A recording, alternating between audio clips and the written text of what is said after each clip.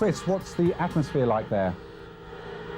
Well, James, Chen Shui-bian arrived, showed his face about 20 minutes ago, and the crowd went wild.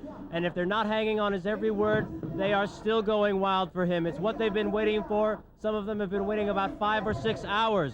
The people here say they are going to vote for him because he is Taiwanese, something that James Sung and Lien Zhan cannot claim. They also say that they are not afraid of war with the mainland. Relatives of the passengers who were on the China Airlines flight were unable to land in Hong Kong today. They had chartered a flight. The pilot tried to land twice but was unsuccessful and returned to Taiwan. When this operation will end remains unclear. Researchers still predict more earthquakes, and there's no telling how many more people in the nearby mountainous regions still need help. Where we're standing right now, we're able to see some plumes of smoke where houses are on fire, but it's certainly not a large number of houses on fire, and a lot of homes have been spared. And what we see here is on Canfield Place and Escala Drive, just east of Pomerado Road, and it's about 5 homes on one cul-de-sac have been burned to the ground.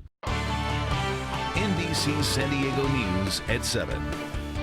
Good evening. Thanks for joining us. I'm Chris Chan. A North Park woman is speaking out 2 days after a car crash killed a 66-year-old grandmother. A picture-perfect flight for a space shuttle that never flew in space. Today, the Space Shuttle Enterprise left the Washington, D.C. area for its new home on board the USS Intrepid in New York. NBC 7's Erica Edwards has more. It was an exciting game, a lot of lead changes, high-scoring game, especially with the altitude in Colorado. The Pods went in with a 3-game lead over the Rockies in the NL West.